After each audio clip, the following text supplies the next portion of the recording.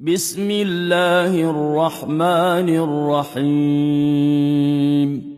لا يحب الله الجهر بالسوء من القول إلا من ظلم، وكان الله سميعا عليما. إن تبدوا خيرا أو تخفوه أو تعفوا عن سوء فإن الله كان عفوا قديرا. إن الذين يكفرون بالله ورسله ويريدون أن يفرقوا بين الله ورسله ويقولون نؤمن ببعض ونكفر ببعض ويريدون أن يتخذوا بين ذلك سبيلا، أولئك هم الكافرون حقا، وأعتدنا للكافرين عذابا مهينا. والذين آمنوا بالله ورسله ولم يفرقوا بين أحد منهم أولئك سوف يؤتيهم أجورهم، وكان الله غفورا رحيما. يسألك أهل الكتاب أن تنزل عليهم كتابا من السماء، فقد سألوا موسى أكبر من ذلك فقالوا أرنا الله جهرة فأخذتهم الصاعقة بظلمهم، ثم اتخذوا العجل من بعد ما جاءتهم البينات فعفونا عن ذلك وآتينا موسى سلطانا مبينا. ورفعنا فوقهم الطور بميثاقهم وقلنا لهم ادخلوا الباب سجدا وقلنا لهم لا تعدوا في السبت وأخذنا منهم ميثاقا غليظا. فبما نقضهم ميثاقهم وكفرهم بآيات الله وقتلهم الأنبياء بغير حق وقولهم قلوبنا غلف، بل طبع الله عليها بكفرهم فلا يؤمنون إلا قليلا. وبكفرهم وقولهم على مريم بهتانا عظيما، وقولهم إنا قتلنا المسيح عيسى ابن مريم رسول الله وما قتلوه وما صلبوه ولكن شبه لهم، وإن الذين اختلفوا فيه لفي شك منه ما لهم به من علم إلا اتباع الظن، وما قتلوه يقينا، بل رفعه الله إليه، وكان الله عزيزا حكيما. وإن من أهل الكتاب إلا ليؤمنن به قبل موته، ويوم القيامة يكون عليهم شهيدا. فبظلم من الذين هادوا حرمنا عليهم طيبات أحلت لهم وبصدهم عن سبيل الله كثيرا وأخذهم الربا وقد نهوا عنه وأكلهم أموال الناس بالباطل وأعتدنا للكافرين منهم عذابا أليما لكن الراسخون في العلم منهم والمؤمنون يؤمنون بما أنزل إليك وما أنزل من قبلك والمقيمين الصلاة والمؤتون الزكاة والمؤمنون بالله واليوم الآخر أولئك سنؤتيهم أجرا عظيما إنا أوحينا إليك كما أوحينا إلى نوح والنبيين من بعده وأوحينا إلى إبراهيم وإسماعيل وإسحاق ويعقوب والأسباط وعيسى وأيوب ويونس وهارون وسليمان وآتينا داود زبورا ورسلا قد قصصناهم عليك من قبل ورسلا لم نقصصهم عليك وكلم الله موسى تكليما رسلا مبشرين ومنذرين لئلا يكون للناس على الله حجة بعد الرسل وكان الله عزيزا حكيما لكن الله يشهد بما أنزل إليك أنزله بعلمه والملائكة يشهدون وكفى بالله شهيدا إن الذين كفروا وصدوا عن سبيل الله قد ضلوا ضلالا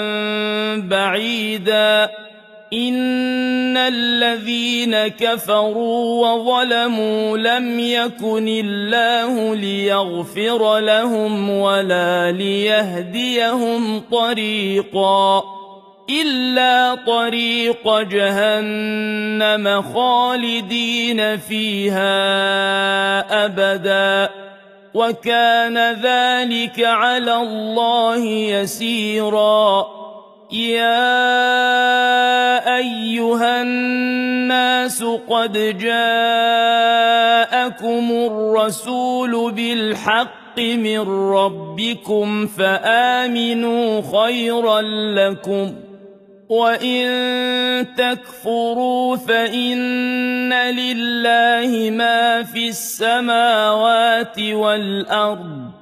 وكان الله عليما حكيما يا أهل الكتاب لا تغلوا في دينكم ولا تقولوا على الله إلا الحق إنما المسيح عيسى ابن مريم رسول الله وكلمته ألقاها إلى مريم وروح منه فآمنوا بالله ورسله ولا تقولوا ثلاثة انتهوا خيرا لكم إنما الله إله واحد سبحانه أن يكون له ولد له ما في السماوات وما في الأرض وكفى بالله وكيلا لن يستنكف المسيح أن يكون عبدا لله ولا الملائكة المقربون ومن يستنكف عن عبادته ويستكبر فسيحشرهم إليه جميعا فأما الذين آمنوا وعملوا الصالحات فيوفيهم أجورهم ويزيدهم من فضله وأما الذين استنكفوا واستكبروا فيعذبهم عذابا أليما ولا يجدون لهم من دون الله وليا ولا نصيرا يا أيها الناس قد جاءكم برهان من ربكم وأنزلنا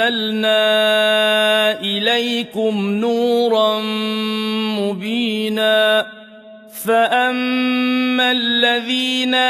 آمنوا بالله واعتصموا به فسيدخلهم في رحمة منه وفضل ويهديهم إليه صراطا مستقيما يستفتونك قل الله يفتيكم في الكلالة إن امرؤ هلك ليس له ولد وله أخت فلها نصف ما ترك وهو يرثها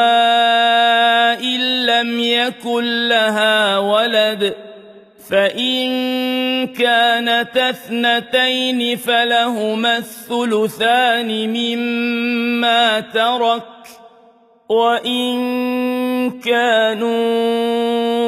إخوة رجالا ونساء فللذكر مثل حظ الأنثيين يبين الله لكم أن تضلوا والله بكل شيء عليم بسم الله الرحمن الرحيم يا أيها الذين آمنوا أوفوا بالعقود أحلت لكم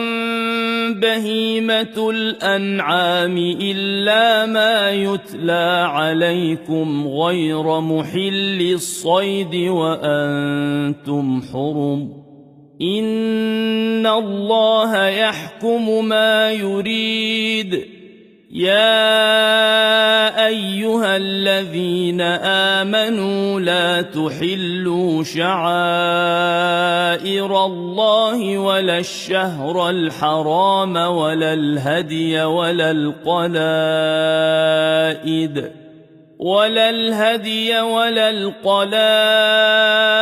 ولا آمين البيت الحرام يبتغون فضلا من ربهم ورضوانا وإذا حللتم فاصطادوا ولا يجرمنكم شنآن قوم أن صدوكم عن المسجد الحرام أن تعتدوا وتعاونوا على البر والتقوى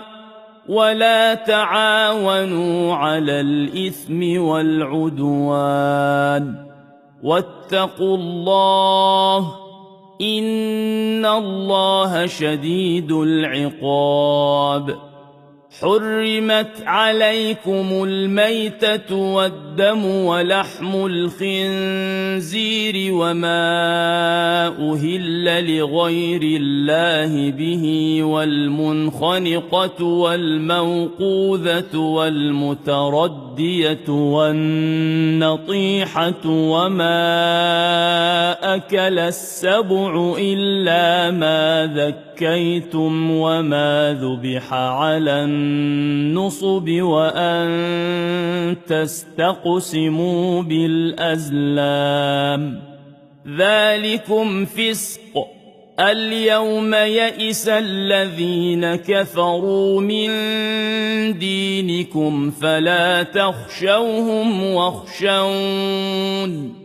اليوم أكملت لكم دينكم وأتممت عليكم نعمتي ورضيت لكم الإسلام دينا. فمن اضطر في مخمصة غير متجانف لإثم فإن الله غفور رحيم. يسألونك ماذا أحل لهم قل أحل لكم الطيبات وما علمتم من الجوارح مكلبين تعلمونهن مما علمكم الله فكلوا مما أمسكن عليكم واذكروا اسم الله عليه واتقوا الله إن الله سريع الحساب.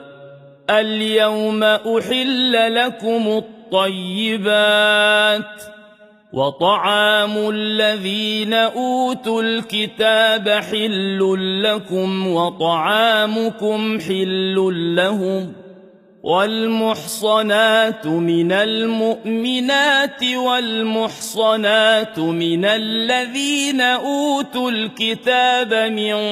قبلكم إذا آتيتموهن أجورهن محصنين غير مسافحين ولا متخذي أخدان. ومن يكفر بالإيمان فقد حبط عمله وهو في الآخرة من الخاسرين. يا أيها الذين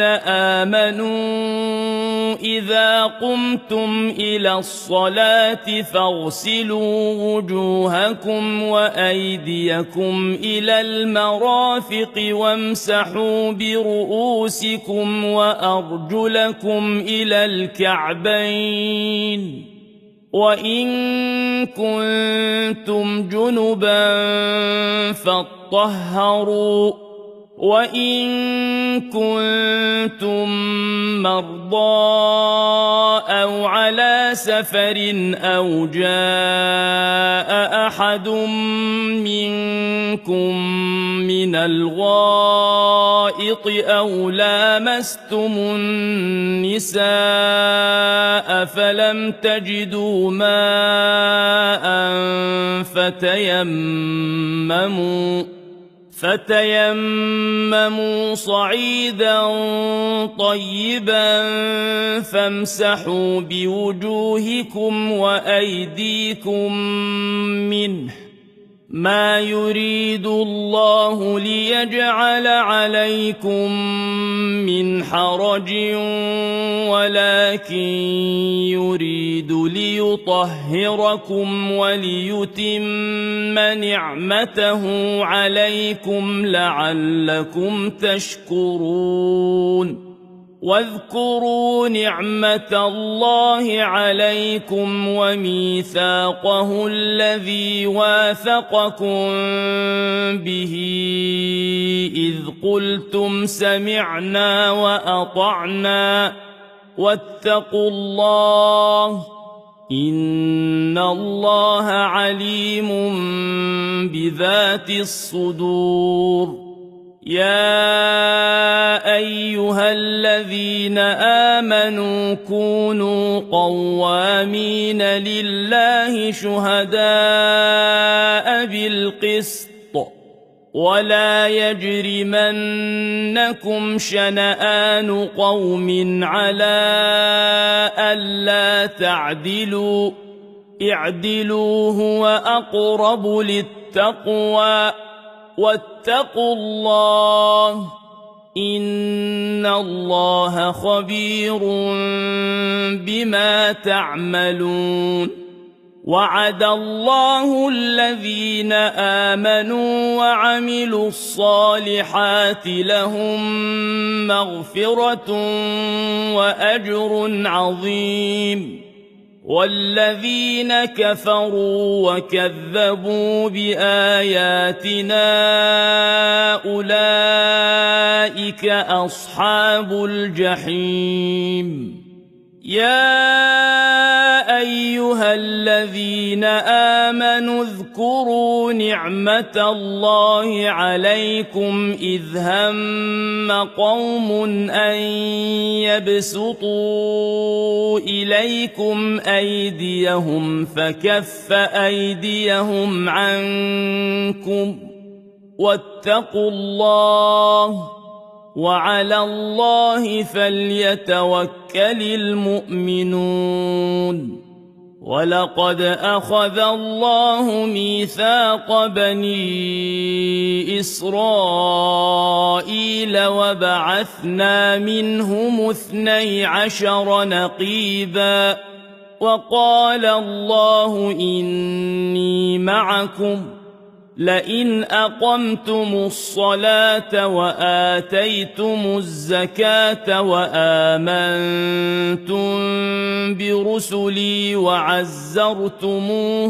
وأقرضتم الله قرضا حسنا لأكفرن عنكم سيئاتكم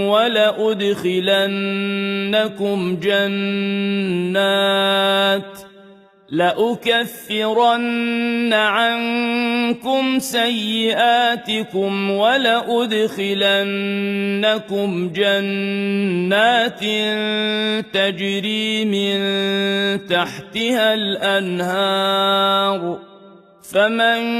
كفر بعد ذلك منكم فقد ضل سواء السبيل فبما نقضهم ميثاقهم لعناهم وجعلنا قلوبهم قاسية يحرفون الكلم عن مواضعه ونسوا حظا مما ذكروا به ولا تزال تطلع على خائنة منهم إلا قليلا منهم فاعف عنهم واصفح إن الله يحب المحسنين ومن الذين قالوا إنا نصارى أخذنا ميثاقهم فنسوا حظا مما ذكروا به فأغرينا بينهم العداوة والبغضاء إلى يوم القيامة وسوف ينبئهم الله بما كانوا يصنعون يا أهل الكتاب قد جاءكم رسولنا يبين لكم كثيرا مما كنتم تخفون من الكتاب ويعفو عن كثير قد جاءكم من الله نور وكتاب مبين يهدي به الله من اتبع رضوانه سبل السلام ويخرجهم من الظلمات إلى النور بإذنه ويهديهم إلى صراط مستقيم لقد كفر الذين قالوا إن الله هو المسيح ابن مريم قل فمن يملك من الله شيئا إن أراد أن يهلك المسيح ابن مريم وأمه ومن في الأرض جميعا ولله ملك السماوات والأرض وما بينهما يخلق ما يشاء والله على كل شيء قدير وقالت اليهود والنصارى نحن أبناء الله وأحباؤه قل فلم يعذبكم بذنوبكم بل أنتم بشر ممن خلق يغفر لمن يشاء ويعذب من يشاء ولله ملك السماوات والأرض وما بينهما وإليه المصير يا أهل الكتاب قد جاءكم رسولنا يبين لكم على فترة من الرسل أن تقولوا ما جاءنا من بشير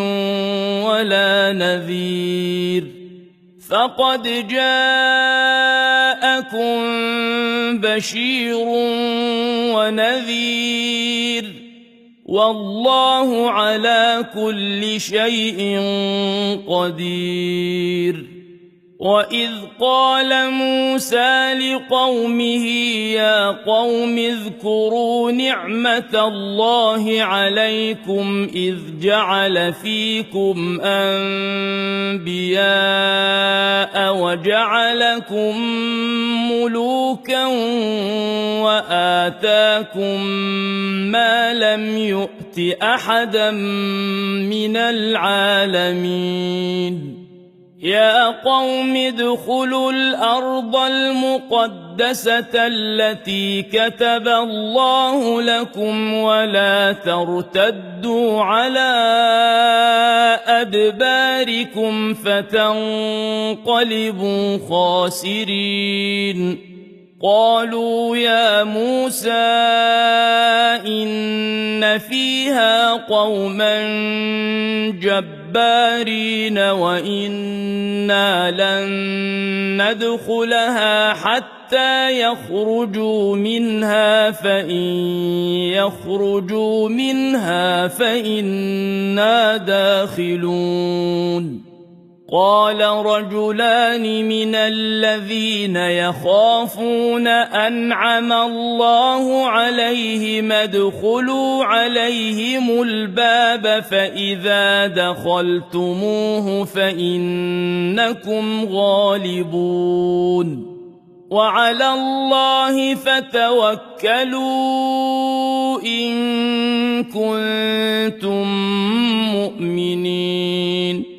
قالوا يا موسى إنا لن ندخلها أبدا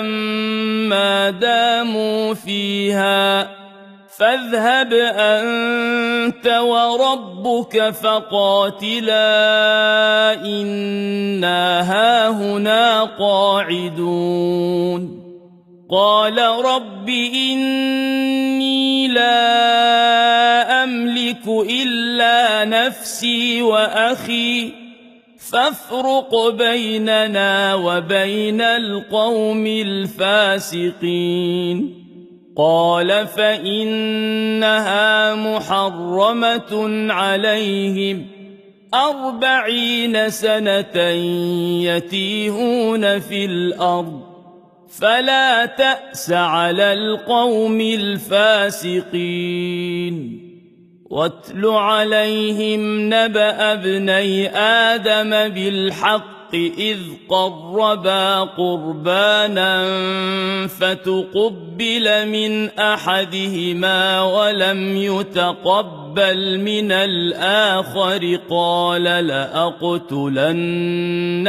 قال إنما يتقبل الله من المتقين لئن بسطت إلي يدك لتقتلني ما أنا بباسط يدي إليك لأقتلك إني أخاف الله رب العالمين إني أريد أن تبوء بإثمي وإثمك فتكون من أصحاب النار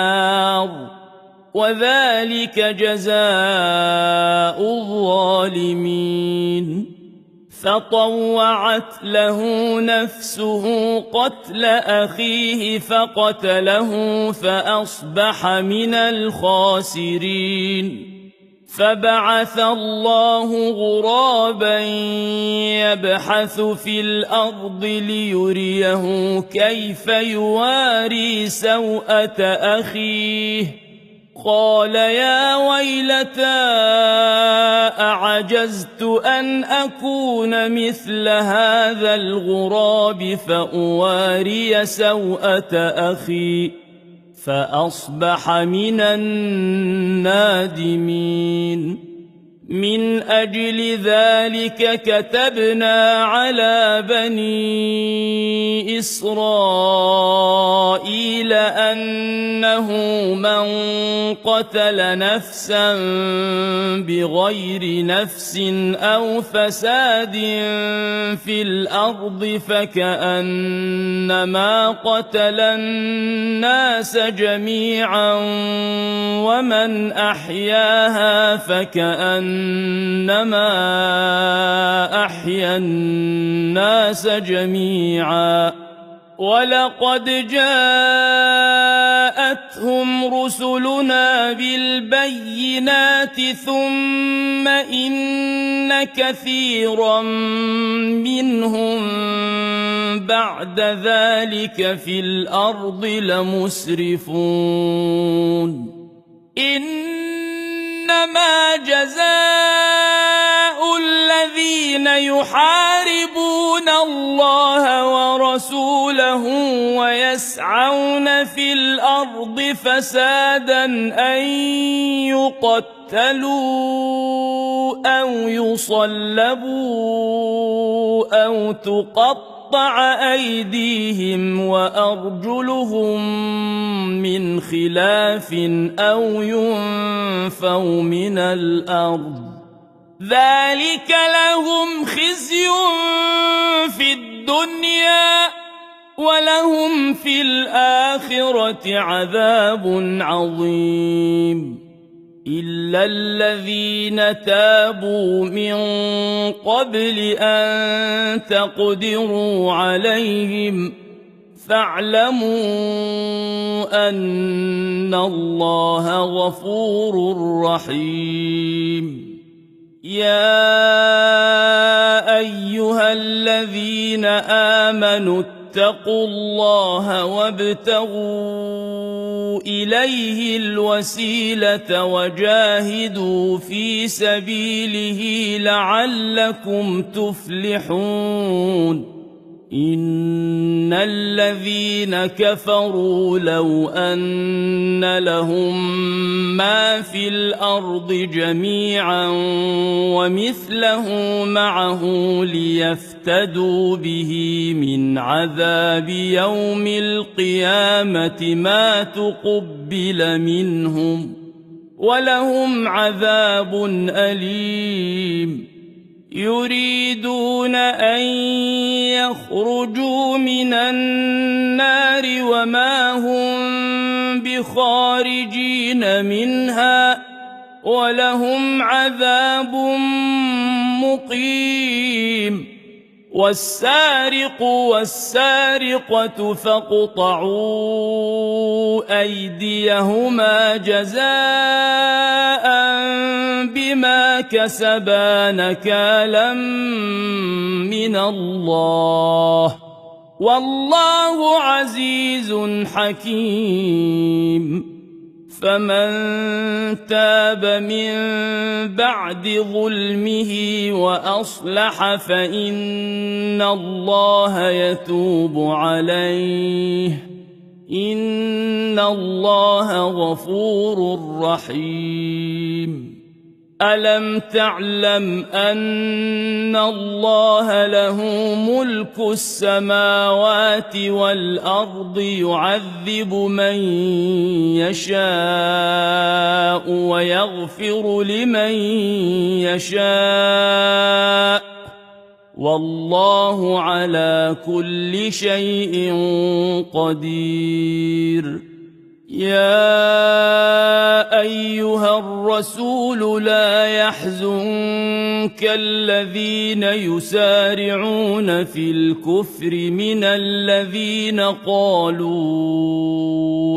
آمنا بأفواههم ولم تؤمن قلوبهم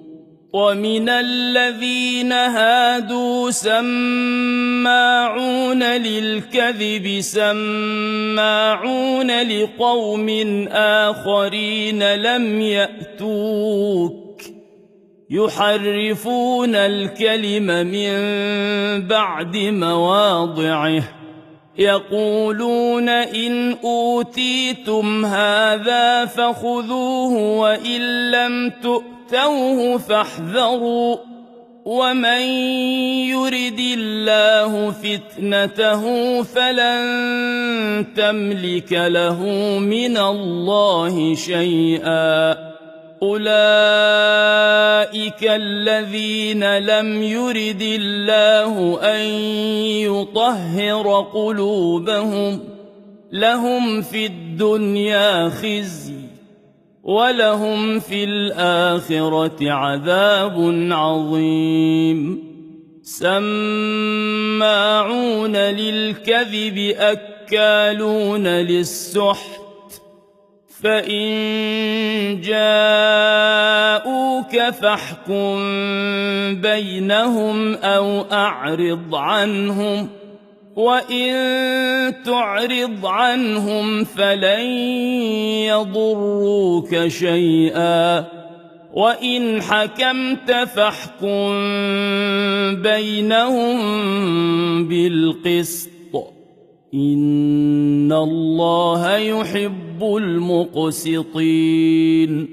وكيف يحكمونك وعندهم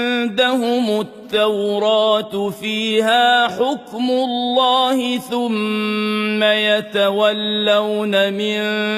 بعد ذلك وما أولئك بالمؤمنين إنا أنزلنا التوراة فيها هدى ونور يحكم بها النبيون الذين أسلموا للذين هادوا والربانيون والأحبار بما استحفظوا من كتاب الله وكانوا عليه شهداء فلا تخشوا الناس واخشوني ولا تشتروا بآياتي ثمنا قليلا ومن لم يحكم بما أنزل الله فأولئك هم الكافرون وكتبنا عليهم فيها أن النفس بالنفس والعين بالعين والأنف بالأنف والأذن بالأذن والسن بالسن والجروح قصاص فمن تصدق به فهو كفارة له ومن لم يحكم بما أنزل الله فأولئك هم الظالمون وقفينا على آثارهم بعيسى ابن مريم مصدقا لما بين يديه من التوراة وآتيناه الإنجيل فيه هدى ونور ومصدقا لما بين يديه من التوراة وهدى وموعظة للمتقين وليحكم أهل الإنجيل بما أنزل الله فيه ومن لم يحكم بما أنزل الله فأولئك هم الفاسقون وأنزلنا إليك الكتاب بالحق مصدقا لما بين يديه من الكتاب ومهيمنا عليه فاحكم بينهم بما أنزل الله ولا تتبع أهواءهم عما جاءك من الحق لكل جعلنا منكم شرعة ومنهاجا ولو شاء الله لجعلكم أمة واحدة ولكن ليبلوكم فيما آتاكم فاستبقوا الخيرات إلى الله مرجعكم جميعا فينبئكم بما كنتم فيه تختلفون وأن احكم بينهم بما أنزل الله ولا تتبع أهواءهم واحذرهم أن يفتنوك عن بعض ما أنزل الله إليك فإن تولوا فاعلم أنما يريد الله أن يصيبهم ببعض ذنوبهم وإن كثيرا من الناس لفاسقون أفحكم الجاهلية يبغون ومن أحسن من الله حكما لقوم يوقنون يا أيها الذين آمنوا لا تتخذوا اليهود والنصارى أولياء بعضهم أولياء بعض ومن يتولهم منكم فإنه منهم إن الله لا يهدي القوم الظالمين فترى الذين في قلوبهم مرض يسارعون فيهم يقولون نخشى أن تصيبنا دائرة فعسى الله أن يأتي بالفتح أو أمر من عنده فيصبحوا على ما أسروا في أنفسهم نادمين ويقول الذين آمنوا أهؤلاء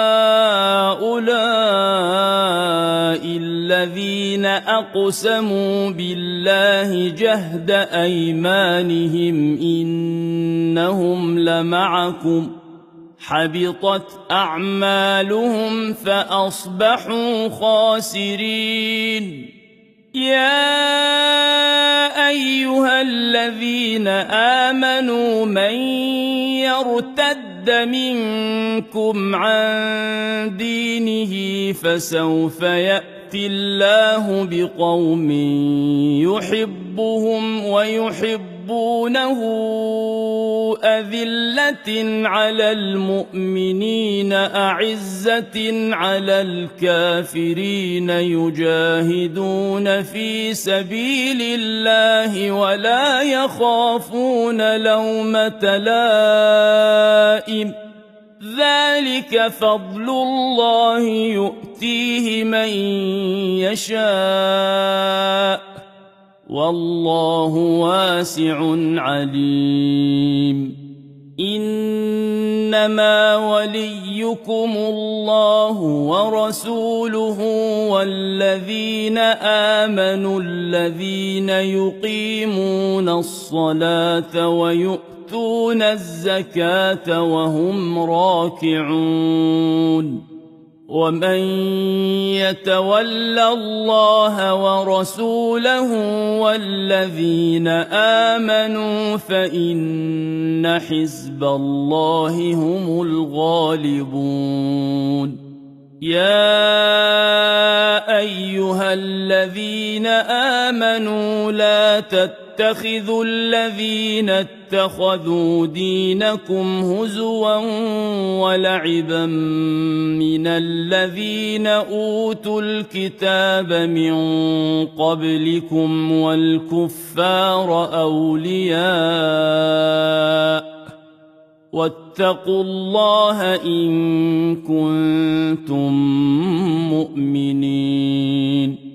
وإذا ناديتم إلى الصلاة اتخذوها هزوا ولعبا ذلك بأنهم قوم لا يعقلون قل يا أهل الكتاب هل تنقمون منا إلا أن آمنا بالله وما أنزل إلينا وما أنزل من قبل وأن أكثركم فاسقون قل هل أنبئكم بشر من ذلك مثوبة عند الله من لعنه الله وغضب عليه وجعل منهم القردة والخنازير وعبد الطاغوت أولئك شر مكانا وأضل عن سواء السبيل وإذا جاءوكم قالوا آمنا وقد دخلوا بالكفر وهم قد خرجوا به والله أعلم بما كانوا يكتمون وترى كثيرا منهم يسارعون في الإثم والعدوان وأكلهم السحت لبئس ما كانوا يعملون لولا ينهاهم الربانيون والأحبار عن قولهم الإثم وأكلهم السحت لبئس ما كانوا يصنعون وقالت اليهود يد الله مغلولة غلت أيديهم ولعنوا بما قالوا بل يداه مبسوطتان ينفق كيف يشاء وليزيدن كثيرا منهم ما أنزل إليك من ربك طغيانا وكفرا وألقينا بينهم العداوة والبغضاء إلى يوم القيامة كلما أوقدوا نارا للحرب أطفأها الله ويسعون في الأرض فسادا والله لا يحب المفسدين ولو أن أهل الكتاب آمنوا واتقوا لكفرنا عنهم سيئاتهم ولأدخلناهم جنات النعيم ولو أنهم أقاموا التوراة والإنجيل وما أنزل إليهم من ربهم لأكلوا من فوقهم ومن تحت أرجلهم منهم أمة مقتصدة وكثير منهم ساء ما يعملون يا أيها الرسول بلغ ما أنزل إليك من ربك وإن لم تفعل فما بلغت رسالته والله يعصمك من الناس إن الله لا يهدي القوم الكافرين قل يا أهل الكتاب لستم على شيء حتى تقيموا التوراة والإنجيل وما أنزل إليكم من ربكم وليزيدن كثيرا منهم ما أنزل إليك من ربك طغيانا وكفرا فلا تأس على القوم الكافرين إن الذين آمنوا والذين هادوا والصابئون والنصارى من آمن بالله واليوم الآخر وعمل صالحا فلا خوف عليهم ولا هم يحزنون لقد أخذنا ميثاق بني إسرائيل وأرسلنا إليهم رسلا كلما جاءهم رسول بما لا تهوى أنفسهم فريقا كذبوا وفريقا يقتلون وحسبوا ألا تكون فتنة فعموا وصموا ثم تاب الله عليهم ثم عموا وصموا كثير منهم والله بصير بما يعملون. لقد كفر الذين قالوا إن الله هو المسيح ابن مريم وقال المسيح يا بني إسرائيل اعبدوا الله ربي وربكم إنه من يشرك بالله فقد حرم الله عليه الجنة ومأواه النار وما للظالمين من أنصار. لقد كفر الذين قالوا إن الله ثالث ثلاثة وما من إله إلا إله واحد وإن لم ينتهوا عما يقولون ليمسن الذين كفروا منهم عذاب أليم. أفلا يتوبون إلى الله ويستغفرونه والله غفور رحيم. ما المسيح ابن مريم إلا رسول قد خلت من قبله الرسل وأمه صديقة كانا يأكلان الطعام انظر كيف نبين لهم الآيات ثم انظر أنى يؤفكون. قل أتعبدون من